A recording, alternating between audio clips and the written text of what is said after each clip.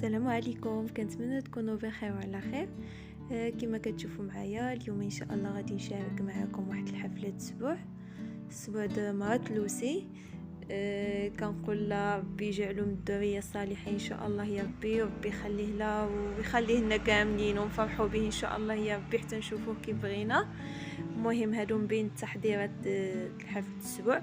بصراحه احنا التقاليد ديالنا في تطوان ما كنعملوش زعما غير الاسبوع، كنعملوا واحد الهنا، كنعملوا واحد النهار خاص بالهنا، وهذا الجزء الاول غير الهنا. من بعد ان شاء الله غادي نعمل لكم الجزء الثاني د الاسبوع.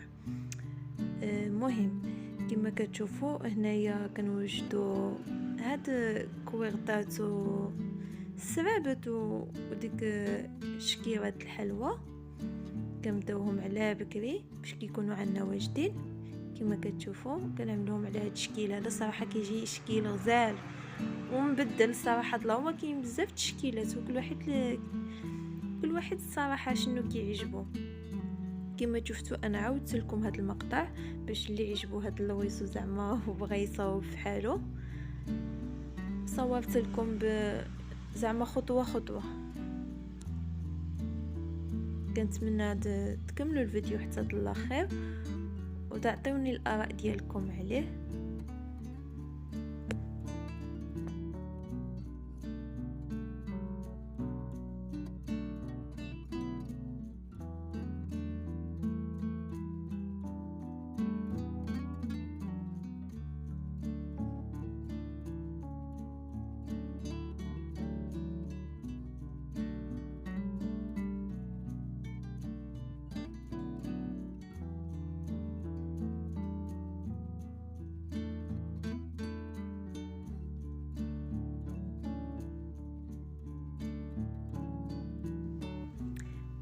من بعد ما سالينا التحضير هاد الكويغطات دوزنا هنايا كنستفوا الحلوى.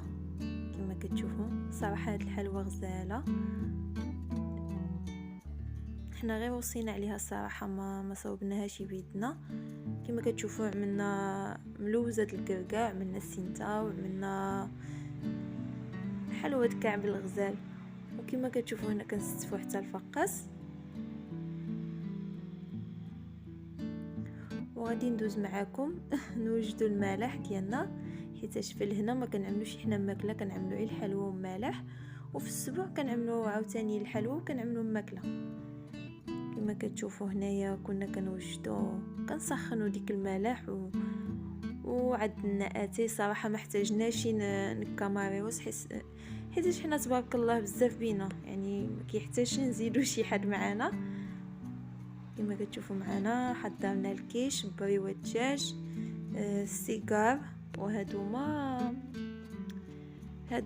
كريب. هذا كريب.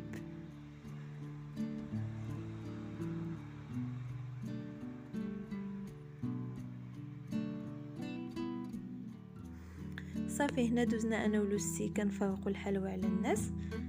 بدينا بكعب الغزال، موراها هاد الحليوه الكركاع، موراها السنتا، وموراها هاد الفقيقسات.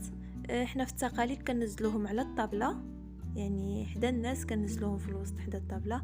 من بعد عاد كنفرقوا الملاح، عاد كنرجعوا الحلوى نعطيوها الناس. كنتمنى تكونوا فهمتوا الشرح ديالي.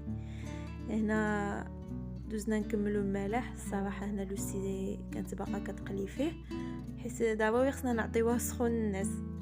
ممكنش المالح وتعطيه بارد ما يعجب حتى شي حد. كما كتشوفوا عدلنا اتاي غادي نهبطوه، وموراه المالح، وهاد الكويغطات حتى هما هبطناهم.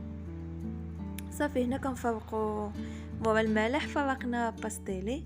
سمحوا لي ما شاركتي معكم هذا المقطع هذايا من الاول، حيت نتوما كتعرفوا الجو سخون وكان عندنا في النبيره.